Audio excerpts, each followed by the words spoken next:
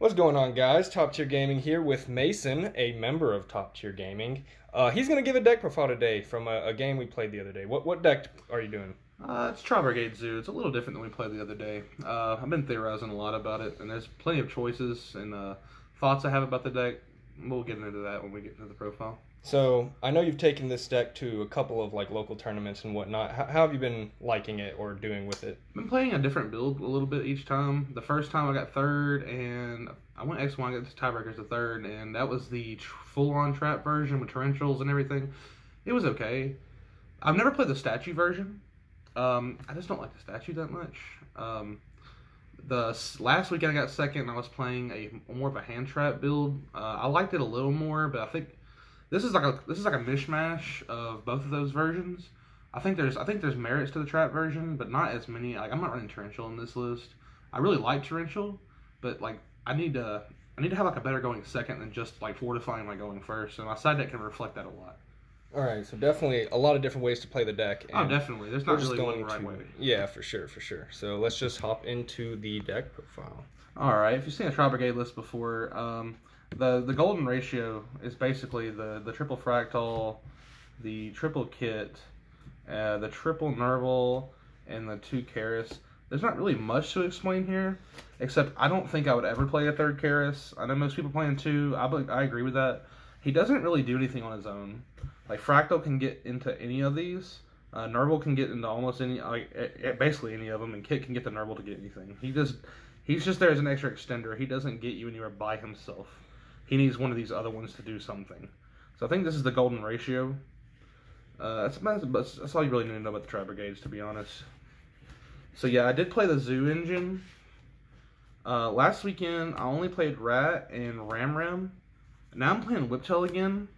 I'm so on the fence about Whiptail, because you really don't need it to do the combo. I think it can be a brick if you draw it. I might end up cutting it in the future. I don't know, but for right now, I'm testing it in again, because once you do your first turn combo, if you do draw it of the Rat Sin Ram combo, your only way to make Zeus or make first of all, your barrage is dead forever. Second of all, the only way to make Zeus is just to Rugal back one of these and pop back your hand in the end phase. You don't have any other Zoodiac in the deck to make Zeus ever again. So that's the thoughts behind Whiptail right now. And sometimes it can out Dragoon if you sure egg they negate, and then you can have this just banish them.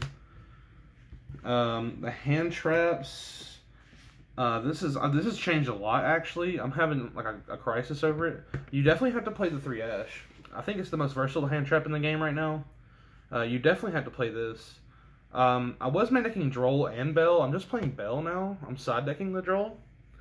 I don't know what to play over this really, because we were thinking about Skullmeister, this, Lancia. There's even Gamma. I'm not really a too big fan of Gamma though, because I don't know. I don't really like playing Driver, and sometimes if you're playing against a really good player, they're just gonna play around the Gamma anyway. They won't Ash Fractal. They won't do what they need to do to get around it. But I think this is a good placeholder for right now. This is really meta dependent. If you're going to locals, you're playing a lot of Eldritch and stuff like that, I think this is good. But if you're going to a local that's full of Dino and all that, you probably need to play Lancia or Droll. But this is okay. Yeah, we were talking about it when we were theorying last night with it and stuff, and it's Bell is super good versus everything but Dino. And it's okay versus Tri-Brigade. It stops Revolt. Right. Everything else is Personally, a big thing for me with it is, besides the fact that it hits pretty much every deck but Dino at some point in their plays, it's also one of the best defensively, stopping things like Ice Dragon's Prison, things like Called by the Grave, Sanguine, Gamma. Both of these, funny enough, 6 Gamma counters. Both of these stop Gamma, and both of them stop Prank Kids. All 6 of these cards stop Prank Kids. Right. So yeah, Bell's definitely seeming pretty good as just a generic it's right now. I think it's the best option for me until I can learn a little more about the meta. Maybe the ban list will change things. We'll see about that. You mentioned Gamma and Skullmeister. You ever consider Phantasme? I consider Phantasme. It's actually on my list of thoughts over here. I just don't want to go against Eldritch and just have a dead card. That is completely fair. Eldritch or Altergeist or any other roguish type deck. I just don't really feel like it's the play right now. Like it's definitely good. Don't get me wrong. That's all the monsters in the deck. Up next is the spells. We play the obligatory 3 tanky. Let's not forget that they're ultimate. It's time to flex. Okay.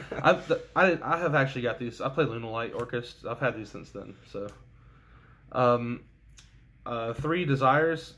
There's something to talk about here in a minute. 3 tactical talents. I really like this card. I thought about cutting it to 2. If I did cut it though, I'd cut 1 and another card for 2 droplet. I think. But like you're gonna get Lancia so many times, and if they ask you, this just gets you into your plays or draws traps to defend yourself, or you can look or just take a dragoon and pop and then swing for game. It does all kinds of things. The 1 barrage and the 1 called by the grave. This card is like borderline bannable. I think like it's so sacky being at 1. Like I think it should be banned or at 3 to be honest. Like it's so good. Like if you draw it turn 1, you're going first. You just know your play is going through unless they have gamma, or if they don't have a hand trap at all, you just set it and it's almost just game by itself. To be honest. Yeah. Right, there's before you talk about desires, because I know we could talk about that card for a while. Yep. It's so crazy when like some lists don't play Called by the Grave because people are like it's a one of and it manipulates, like it's not part of your game plan, and that's like some argument people have with one ofs, but. Like, you should just definitely be playing every blowout win you can in your this deck. This card is, like, not just a protection from hand trap. Like, this card is a DD Crow that negates. Like, this card is insane. So yep. It's like how Pankratops feels now.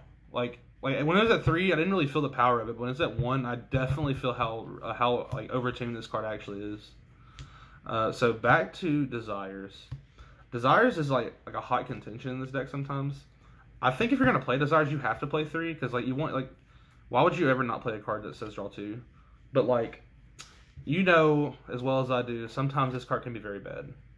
That's also another reason I'm not playing Gamma, is because it's going to feel really bad when you actually Desires, and they ash you, and you have Gamma, but you banish the driver. It's just not a good day. Also, you play like 3 of every card in this deck, so, like, it's like, your banishes are never really that bad. This is also another reason for Whiptail. If you banish 2 zoos, if you can't get to your zoo combo before Desires, like you just absolutely have no play, you have more of a chance to make Zeus late game. So there's that.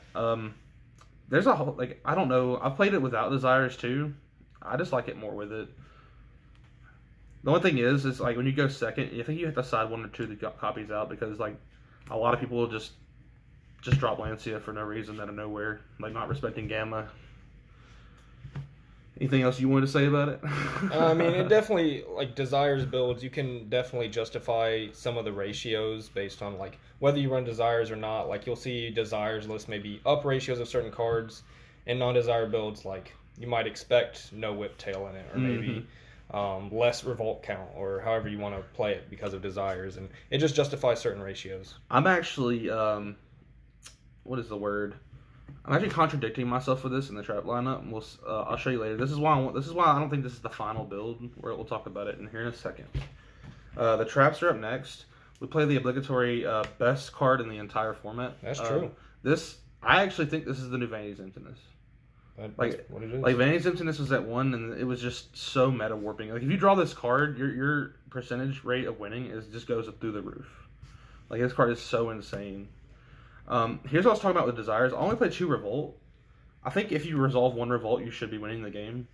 However, I have been wanting to play 3 really badly because of Desires.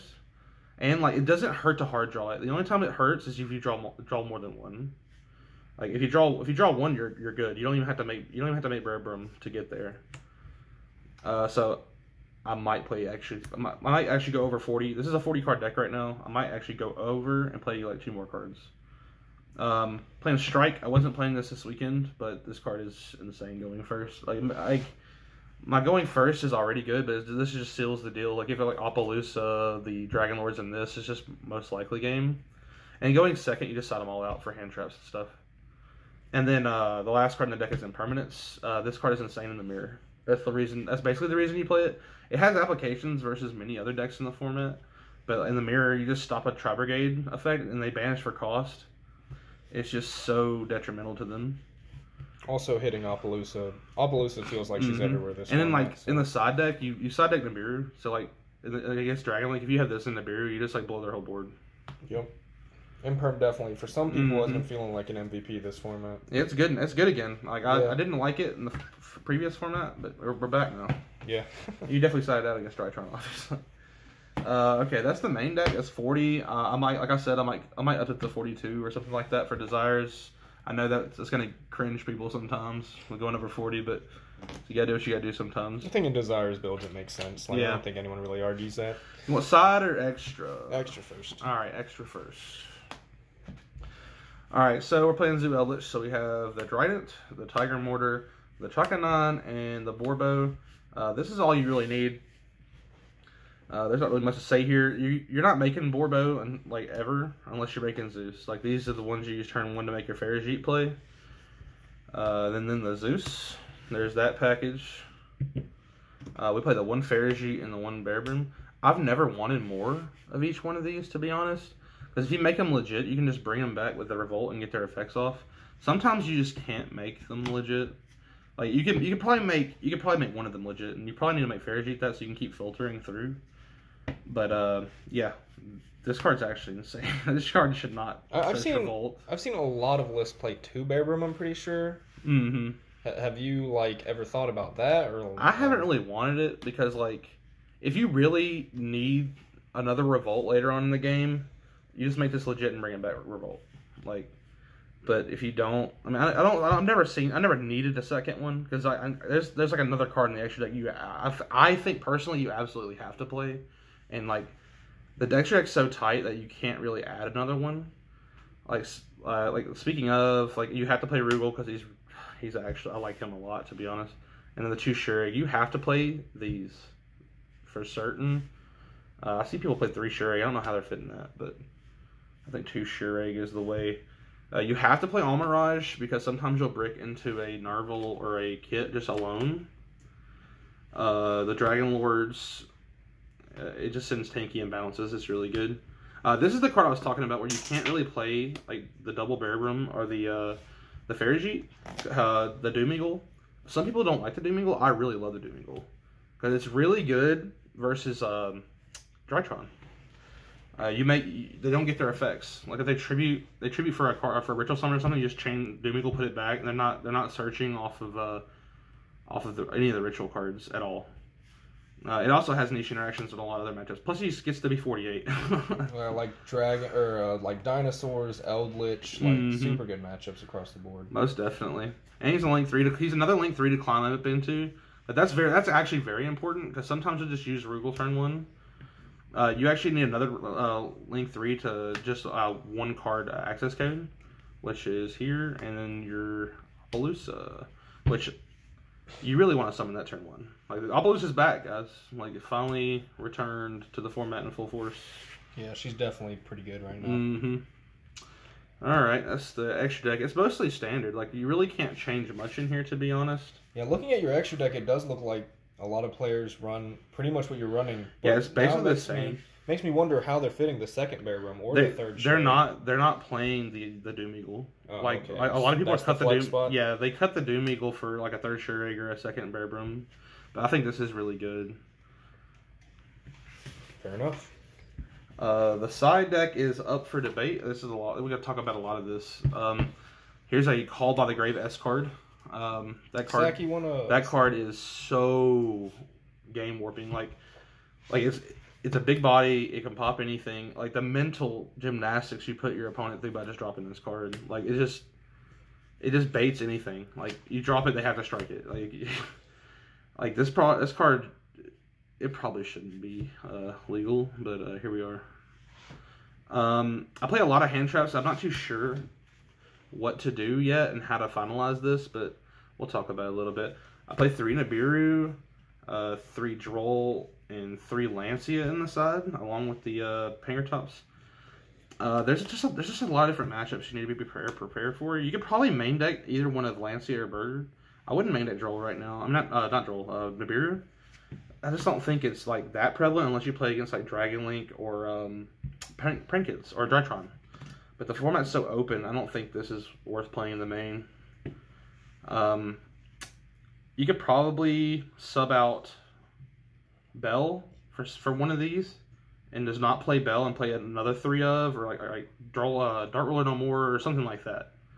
But I'm not really fully theoried on that yet. But I just want to cover all my bases right now.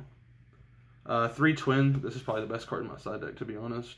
You proc your Tri-Brigade effects, and it pops 2 cards. You play around all kinds of things like Floodgates and Strikes and everything. Mystic Mine. Mystic Mine gives you a whole bunch of trouble. The last 2 in my side deck are 2 anti-spell. Another broken Floodgate card.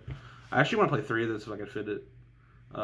If you go into game, if you're going first, you open one like this, and like you have 3 of these in an order. Any spell they draw is just useless. So I know you say your side deck is still kind of in preliminary stages. Yeah. With ratios changing. One thing I definitely have to ask is I see you're maxing out Twin Twister, but Reboot and Feather Duster are not in the side. Reboot is like I'm actually thinking about main decking Reboot. Like Reboot is a big contentious thing for me. I really want to play it because like Zeus is so real all the time. Like if you have Reboot, you just have no fear for going for Zeus. Feather Duster. I want to fit Feather Duster in and Reboot. That's my deck's at 40. It could be 42. I want to add some more cards in. I might put some more hand traps in the main and then add some better, more versatile side deck cards. I know when we've talked about Twin Twister specifically, it's better than Feather Duster in the Prank Kids matchup. Most definitely. You can stop Pandemonium because like Pandemonium has to be activated in the main phase. So semi-phase, if they have like Pandemonium, they usually have that and TC Boo face down. So you can just semi-phase Twin Twister away and they can't really make a play on you. Oh, Bell also hits Doodle Doo and it just ends that entire deck. So that's another reason for Unless Bell. they draw like a billion of the normal summons. But, Yeah. Definitely. I think this is really good. I think it's a lot better than Cosmic right now since Elvish is on the decline. And it just synergizes with your deck a little more. And it definitely has applications going first too, depending depending. based, like pendulums or even other Tenki based strategies or things like that. If I'm playing against Elvish, I might decide it going first like this. Right. You just have it, and they're not going to kill you turn 1. Alrighty, so that was your Tri-Brigade list, huh? Any final words you'd like to say about the deck? I definitely think there's like many different ways to play this deck. I think the trap version and like a more hand trap oriented build definitely have their merits. Like cards like in the side deck, like this deck can do anything. Like you could side deck Judgment, you could play Phantasma if you really wanted to. Gamma, I'm not a big fan of Gamma, but I know a lot of people are, and I can definitely see the upsides to that. But yeah, I think this deck can keep going and reach the moon. I think it might be the best deck in the format. That remains to be seen. That or Dragon Link or I think Dragon Link right now. We'll see in a few weeks what the ban list will bring. Hopefully not a Tenki or a Trident hit like the OCG. That would be. I think it's way too early for that in the TCG as of recording time. Most definitely. Yep. Thank you for the deck profile. Hope you guys enjoyed. Check the socials down below and subscribe if you have not. See you guys later. This was Top Tier Gaming. Bye, YouTube.